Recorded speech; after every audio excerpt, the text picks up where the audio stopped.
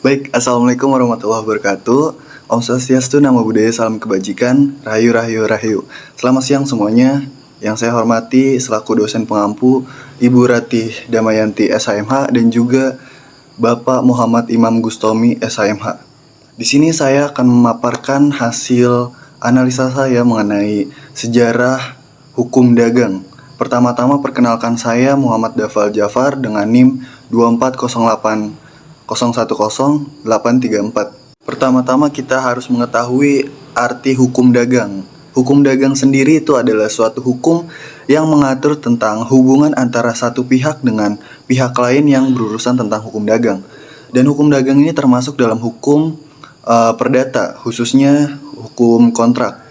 Karena hukum ini berkaitan langsung dengan kegiatan orang-orang yang berurusan dengan bisnis, sehingga termasuknya komersial, bukan masuknya tuh hukum publik atau urusannya tuh dengan pemerintah. Jadi ini urusannya tentang orang ke orang. Baik, kita langsung masuk saja ke sejarah hukum dagang yang ada di Indonesia. Jadi kita perlu mengetahui dulu sejarah dari awalnya terbentuk atau dari awalnya berkembang hukum dagang ini.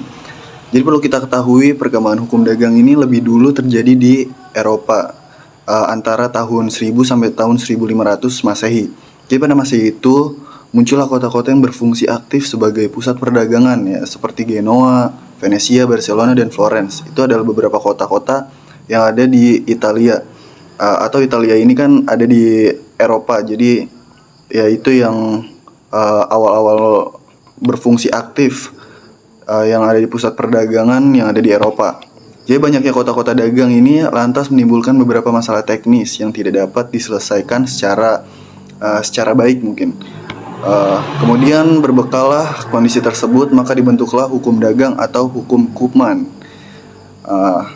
Kemudian kodifikasi hukum dagang kali pertama ditulis di Prancis dengan nama Ordonnance de Commerce pada masa pemerintahan Raja Louis ke-16 pada tahun 1673 Masehi.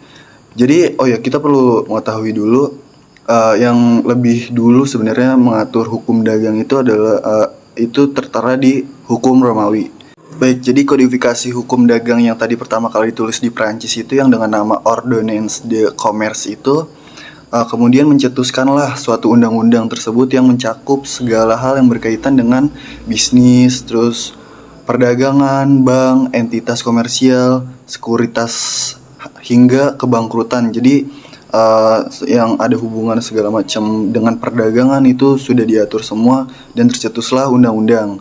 Kemudian setelah itu pada tahun 1681 itu muncullah kodifikasi hukum dagang lain dengan nama Ordonnance de la Marine. Itu adalah yang mencakup aspek-aspek perdagangan dan pelayaran, ya. Jadi misalnya perdagangan maritim itu yang jadi perdagangan antar yang lewat jalur laut gitulah, ya, maritim gitu, pelayaran. Kemudian kedua itu kemudian dijadikan sebagai acuan atas lahirnya Code of Commerce, undang-undang perdagangan yang mulai berlaku itu di Prancis pada tahun 1807. Jadi pada tahun 1807 ini di Prancis barulah undang-undang ini dijadikan sebagai acuan. Code of Commerce ini kemudian berkembang di beberapa negara Eropa lainnya, salah satunya ada di Belanda. Nah ini nih awal mula, jadi ini yang sebagai acuan kenapa Indonesia itu menjadi hukum dagang itu ngikut ke Eropa. Nah lanjut yang tadi, kenapa saya bilang pas di Belanda ini mengikuti hukum dagang yang ada di Eropa terus ada hubungannya dengan Indonesia.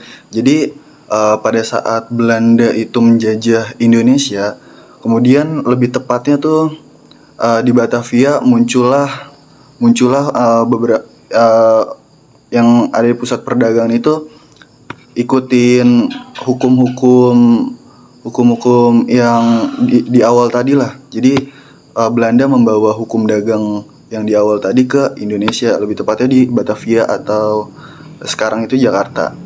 Jadi hukum dagang di Indonesia ini dibuat berdasarkan 3 jenis, yaitu sumber hukum komersial yang merujuk pada yang pertama itu undang-undang yang dikodifikasi, yang kedua undang-undang yang tidak dikodifikasi, yang ketiga hukum umum.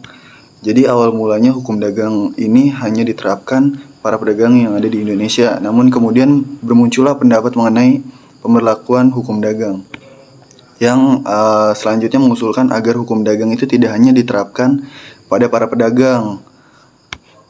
Kemunculan usulan ini dilatar belakangi oleh terjadinya selisih salah paham lah antara para pedagang dengan non pedagang.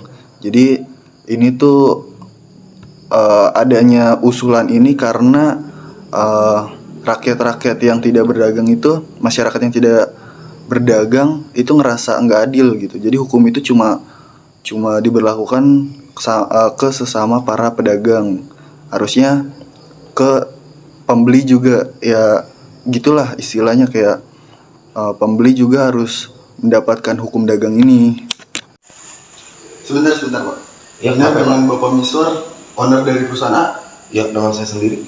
Saya Muhammad Dafal Jafar dari perusahaan B, punya perusahaan B.